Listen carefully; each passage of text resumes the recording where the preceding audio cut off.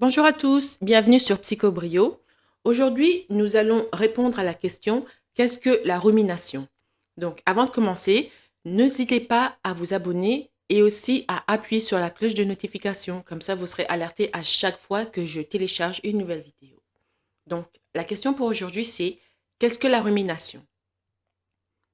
La plupart des gens ont l'expérience d'avoir été obsédés par quelque chose de stressant qui s'est passé dans leur vie. C'est peut-être quelque chose que quelqu'un leur a fait, si quelqu'un leur a fait mal au cœur ou leur a dit quelque chose qui était blessant, ou encore ça peut être un problème qui se répète encore et encore, sans aucune solution en vue. Lorsque ces pensées deviennent de plus en plus négatives et sombres, on appelle ça la rumination. Dans cette vidéo, je parle de ce qu'est la rumination et des effets négatifs qu'elle peut avoir. Je couvre aussi certaines des mesures que vous pouvez prendre pour éviter de ruminer. Donc, qu'est-ce que la rumination? La rumination implique des pensées répétitives et excessives qui interfèrent avec d'autres types de pensées. La rumination est aussi stressante que courante, en ce sens qu'elle prend une situation qui a déjà causé du stress et amplifie le stress et l'importance de cette situation dans notre esprit. La rumination est composée de deux variables distinctes, c'est-à-dire la réflexion et la couvaison. La réflexion, eh bien, la partie réflexion de la rumination peut en fait être quelque peu utile, car la réflexion sur un problème peut vous conduire à une solution. En outre, réfléchir à certains événements peut vous aider à gérer les émotions fortes associées au problème. Maintenant, la couvaison, la deuxième variable. La couvaison, eh bien, la rumination en général et la couvaison en particulier sont associées à un comportement moins proactif et à une humeur plus négative. Donc, la rumination met également l'accent sur le sentiment d'impuissance qui peut résulter sur l'incapacité de changer ce qui s'est passé. Nous ne serons peut-être pas en mesure de recréer la situation à l'avenir et de réagir correctement sur ce qui nous rend impuissants et stressés.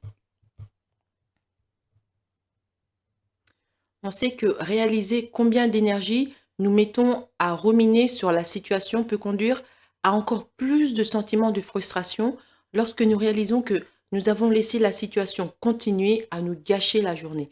Prenons un exemple de rumination. Vous savez que j'aime beaucoup les séries coréennes. Donc, il y a cette série qu'on appelle Misaeng. Je ne sais pas vraiment comment le prononcer.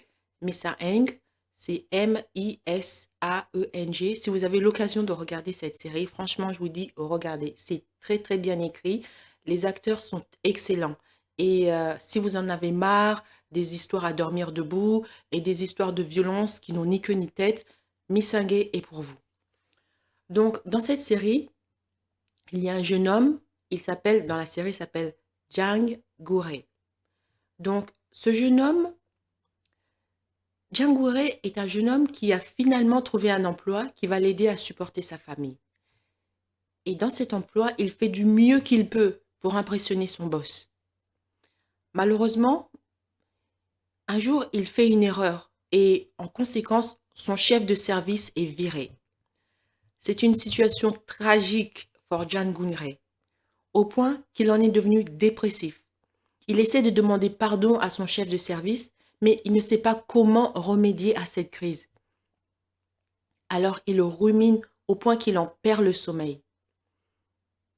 Cette série, en tout cas cette histoire, montre que si vous vous retrouvez constamment à rejouer quelque chose dans votre esprit, à vous attarder sur l'injustice de tout cela et à penser à ce que vous auriez dû dire ou ce que vous n'auriez dû pas faire, etc., eh bien, vous vous sentirez encore plus stressé.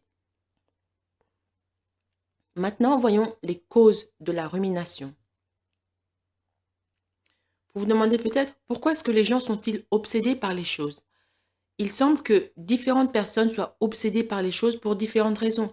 Et certaines personnes y sont plus sujettes que d'autres. Ils sont beaucoup plus sensibles que d'autres. Certaines personnes veulent donner un sens à une situation, mais ne semblent pas pouvoir la comprendre ou l'accepter. Alors elles continuent à la rejouer.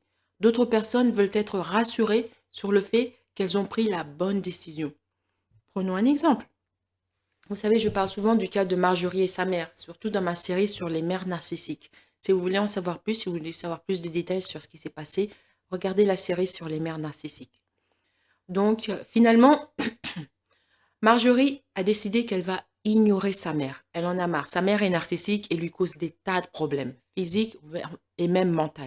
Donc, Marjorie décide qu'elle va ignorer sa mère. Mais ce n'est pas une décision facile à prendre pour une fille envers sa mère. Donc, elle rumine, elle continue à penser le pour, le contre, le comment, le pourquoi, le où, mais elle n'en finit plus. Une partie d'elle est en train de l'accabler. Pourquoi est-ce que tu ne parles pas à ta mère? Pourquoi est-ce que tu ne parles pas à ta mère? Et une autre partie dit, j'en peux plus. Si je continue à parler à sa sorcière, je vais péter les plombs. Je vais devenir folle, je vais finir dans un asile psychiatrique. Donc Marjorie rumine le pour et le contre, et le contre, le pour et le comment, le pourquoi, du comment, Ouf! Vous savez, dans la plupart des cas, ce genre de pensées finissent par s'estomper à mesure que d'autres préoccupations montent au premier plan de vos pensées. Lorsque ces pensées sont persistantes et semblent incontrôlables, elles peuvent être le signe d'un problème de santé mentale tel que la dépression, les troubles de l'anxiété généralisée, les troubles obsessionnels compulsifs, les phobies et surtout les troubles de stress post-traumatique. Ça, c'est très important. Les troubles de stress post-traumatique. Les gens qui ont souffert sous les griffes tyranniques des narcissiques et des singes volants de ce genre de personnes, souvent ont des troubles de stress post-traumatique. Je ferai des vidéos dessus. Je pense que ça, c'est tellement important que ça mérite une série. Les effets négatifs de la rumination, c'est ce que nous allons voir maintenant. La rumination commence innocemment. C'est la tentative de votre esprit de donner un sens à ce qui s'est passé. Cependant, la rumination peut vous piéger dans un cercle vicieux de frustration et de stress. Donc, il est important de trouver des moyens de stopper la rumination avant de vous y laisser prendre et de travailler à gérer les conflits de manière saine. La rumination peut être étrangement irrésistible et voler votre attention avant même que vous réalisez que vous êtes à nouveau obsédé par ce problème. En plus de diviser votre attention, la rumination a d'autres effets négatifs, tels que le stress, les états d'esprit négatifs. Par exemple, vous ruminez dans votre coin, alors que votre fille a passé son bac. Alors, au lieu d'être heureux pour votre fille, oh yeah, c'est bien, vous continuez de penser à votre problème. Donc, c'est un état d'esprit négatif qui ne vous permet pas de voir votre réalité de manière objective. Et aussi, la rumination entraîne des comportements moins proactifs. C'est-à-dire que parfois, vous avez un problème que vous auriez pu arrêter, mais vous êtes tellement en train de ruminer que vous ne pensez pas à arrêter ce problème. Il y a aussi les autosabotages et l'hypertension. Donc, ça affecte votre santé physique. En bref, la rumination peut avoir un certain nombre de conséquences graves sur la santé, notamment plus de stress, d'autosabotage et une diminution des pensées et des actions positives. Cela peut même affecter votre santé physique, y compris augmenter votre risque d'hypertension. Donc à ce point-là, vous vous demandez comment est-ce qu'il est possible de surmonter la rumination? Bien que comprendre pourquoi vous ruminez peut vous aider à trouver des moyens de faire face, il importe souvent moins pourquoi vous êtes obsédé par ces problèmes et plus comment vous pouvez les arrêter. Voici quelques idées sur la façon de arrêter ce genre de troubles. Donc ici, je donne 3 idées. Idée numéro 1, point numéro 1, établir un délai.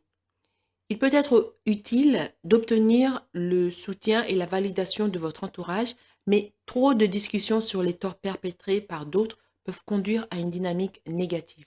Si vous cherchez le soutien d'amis, vous pouvez secrètement vous fixer une limite de temps sur le nombre de minutes que vous vous autorisez à consacrer à parler du problème avant de vous concentrer sur une solution.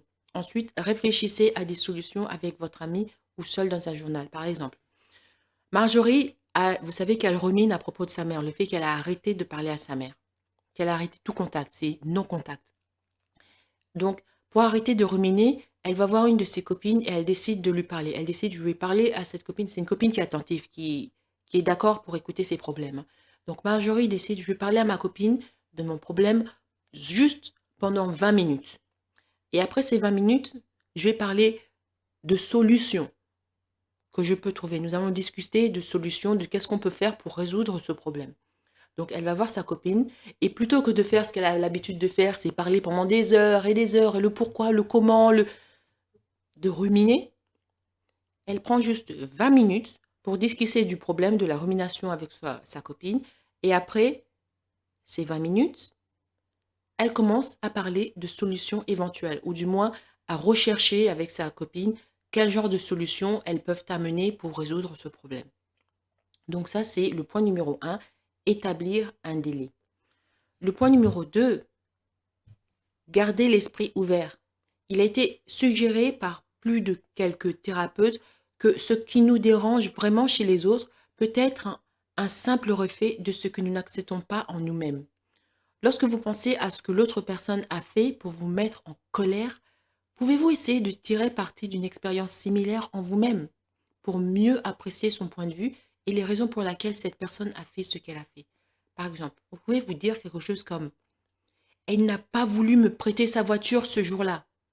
Mais alors demandez-vous, mais moi, est-ce que je veux toujours prêter ma voiture aux gens? Ainsi, vous gardez l'esprit ouvert. Vous n'êtes pas là en train de blâmer les autres parce que vous aussi, vous n'êtes pas parfait. Vous aussi, il y a des moments où vous ne faites pas ce que vous auriez dû faire ou vous prenez des décisions qui ne vont pas plaire aux autres. Enfin, le point numéro 3, créer des limites. Souvenez-vous de la phrase merveilleuse. Si tu te fais attraper la première fois, honte à toi. Si tu te fais attraper la deuxième fois, honte à moi. Il décrit parfaitement la responsabilité et l'importance de fixer des limites. Et si rien d'autre vous permet d'utiliser chaque rencontre pour apprendre quelque chose sur vous-même et l'autre personne, afin que vous puissiez changer la façon dont les choses se passent. Donc, vous devez vous créer des limites. À chaque fois que quelque chose de mal se passe, eh bien, vous devez prendre des leçons. Vous devez apprendre une leçon de ce qui s'est passé. Parce que si quelque chose de mal se passe et que vous n'apprenez aucune leçon de ce qui s'est passé, ben, ça va continuer de se répéter. Et créer des limites, c'est-à-dire mettre, comme j'ai dit déjà dans le point précédent, sa limite, c'était 20 minutes. Je parle à ma copine de 20 minutes.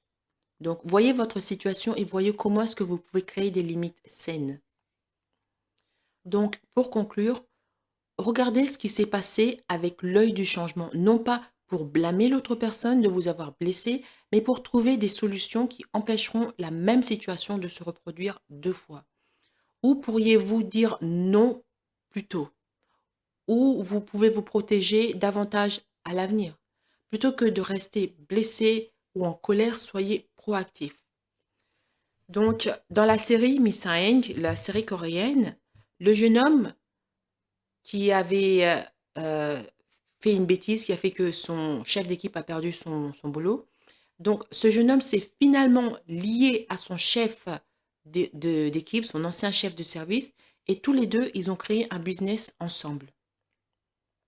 Dans le cas de Marjorie, malgré sa peine, elle a fini par accepter la réalité de sa situation et a focalisé son esprit et ses efforts sur des choses beaucoup plus positives.